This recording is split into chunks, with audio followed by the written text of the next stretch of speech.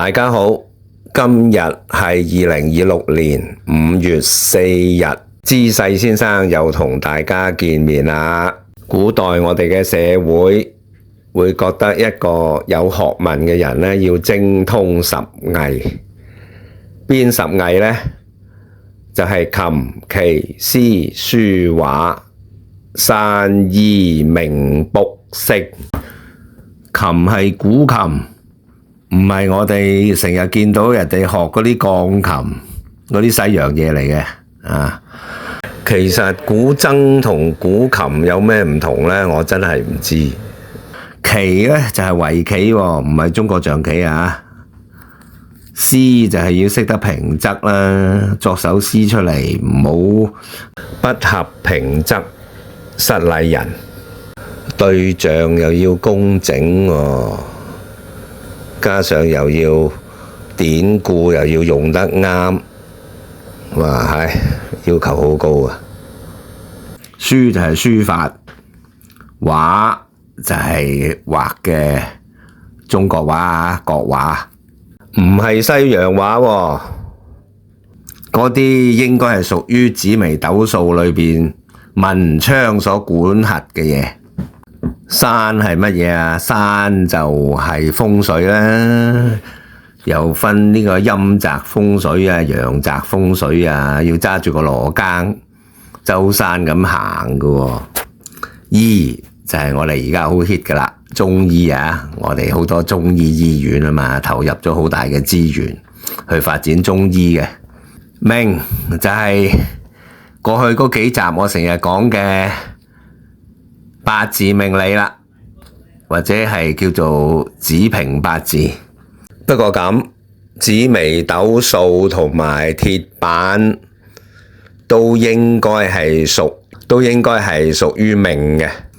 卜就係占卜，我哋流傳落嚟係有好多唔同嘅占卜方法嘅，有奇門啊、六壬啊，但係我相信一般人所講嘅卜呢，都係講卜卦，就係用八卦嚟做占卜嘅方法。另外就係星啦。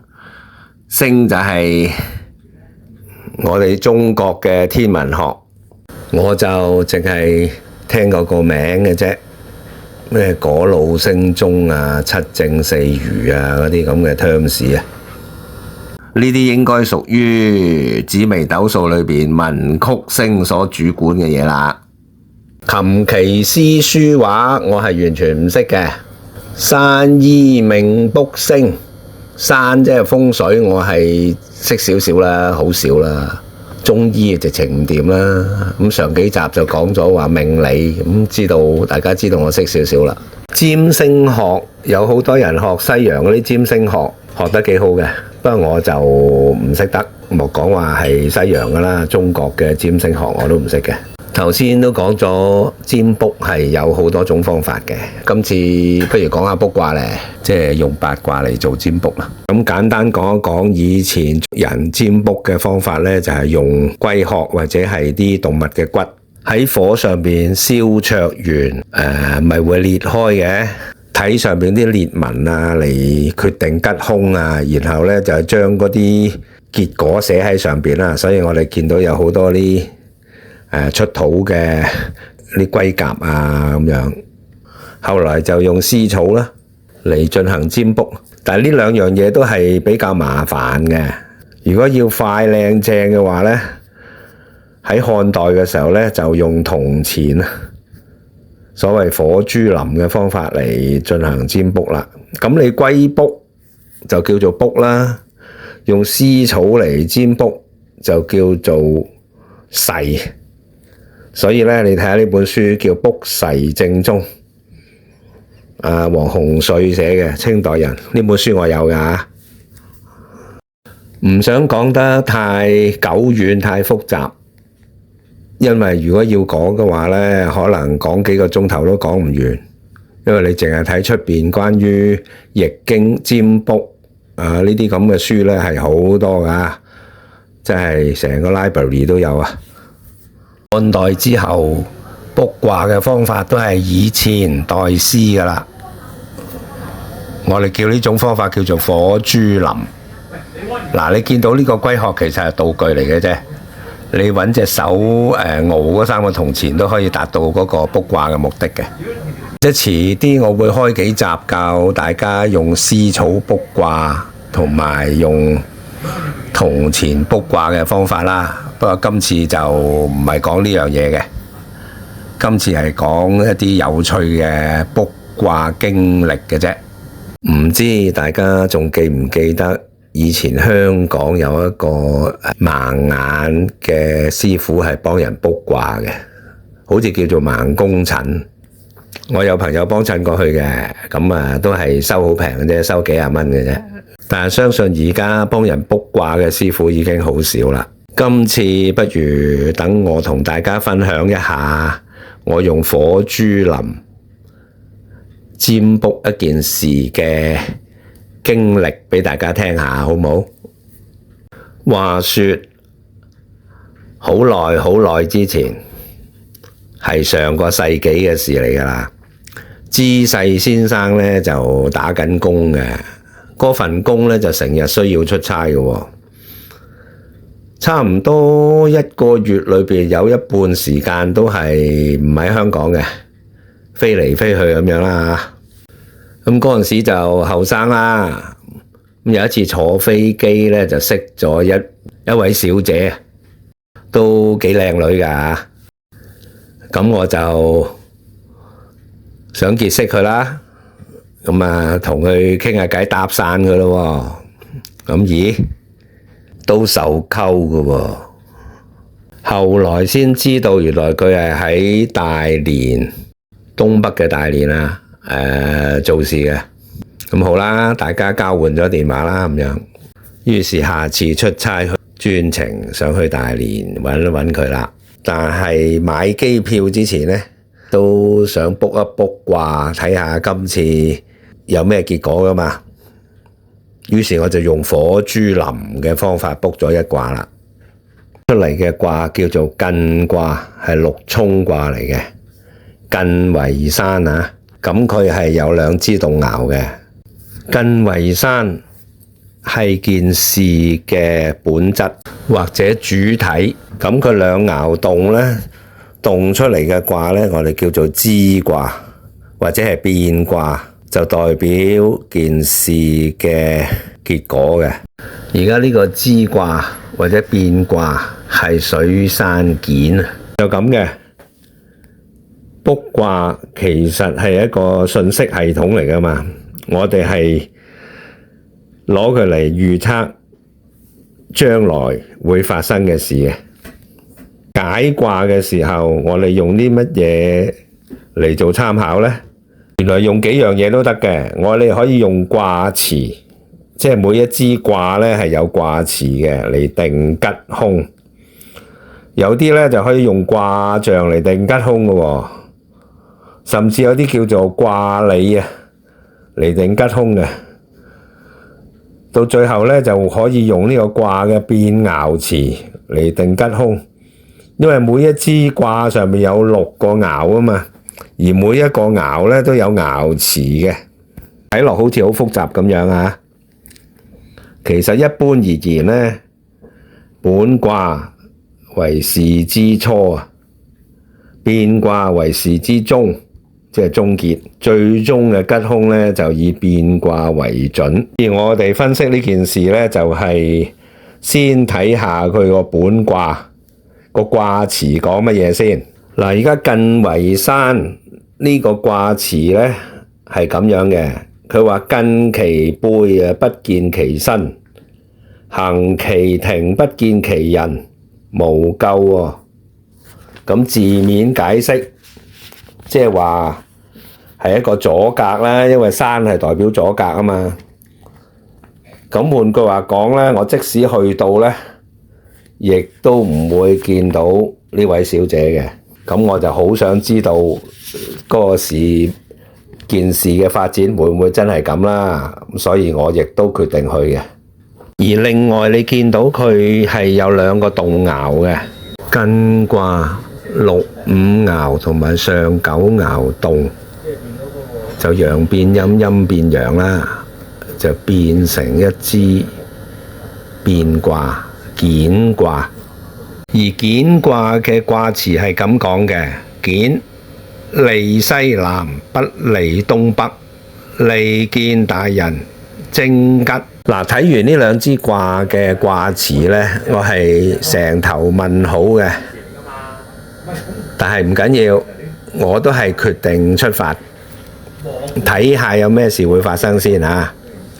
咁我都好醒目嘅，喺途中我都仲打咗個電話俾對方問：喂，我嚟揾你喎，喺咩大連啊？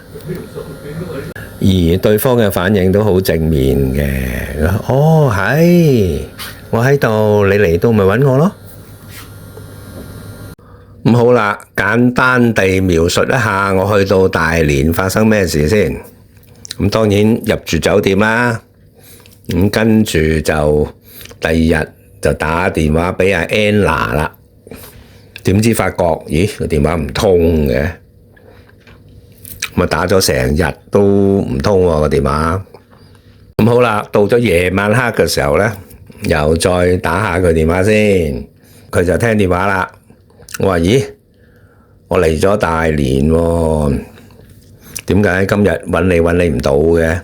佢話：我係啊，因為有啲緊急嘅事，我出咗差啊咁樣。因為你知啦，大連就喺東北噶嘛，咁東北其實都有好多大城市嘅，咁佢就去咗其中一個城市嗰度出差，咁佢就話佢要去傾一個合同。佢話佢開會嘅時候通常都會熄電話嘅，所以咪接唔到你電話咯，唔知你嚟咗咯。我話：哦，咁樣啊，咁你幾時會翻嚟大連啊？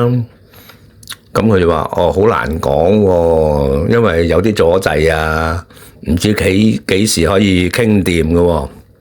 咁你自己做嘢先啦，唔使等我啦咁樣。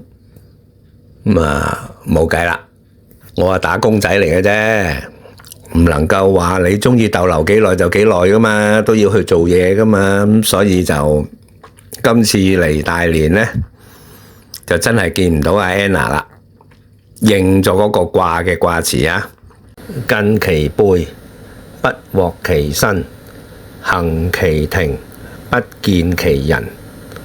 即係換句話講，去到佢屋企都見唔到嗰個人，係唔係好符合而家呢個情景呢？雖然係冇人，但係都要面對現實，只能夠撤退啦，返香港啦。咁過咗大概1個月度，我又 plan 第二個 trip 啦。今次我就直情唔話俾 Anna 聽，我就直飛大連，睇下今次有咩結果先。去到就打佢電話啦，點知接電話嘅人呢係另有其人喎。從聽電話呢位女士口中得知，原來 Anna 呢就調咗去成都。而呢位女士係接佢手嘅同事嚟㗎，個電話號碼其實 work phone number， 即係工作上嘅電話嚟嘅啫。於是我就問嗰位女士攞到係 Anna 喺成都嘅電話，跟住我就打電話俾佢啦。又只能夠喺電話裏邊傾下偈咁樣啦。咁我話：哎呀，我掛住你啊嘛，咪嚟大連揾你咯。不過唔緊要啦，我下次出差去成都嘅時候，我又再探你啊！我記得呢個電話大家係傾得好開心嘅。佢知道我會去成都揾佢，亦都表示得好開心。嗱，呢啲俾晒暗示啦，係咪先？冇辦法唔再去噶啦。於是就積極部署，但係點都要等返頭半個月啦，先可以再出差噶嘛。冇錯啊，公器私用，非常之卑鄙，但係呢啲係人性嚟嘅。不過好彩知世先生個八字唔係官印相生啫，如果唔係做咗香港嘅高官呢，可以每年外訪200-300次都唔出奇嘅嚇。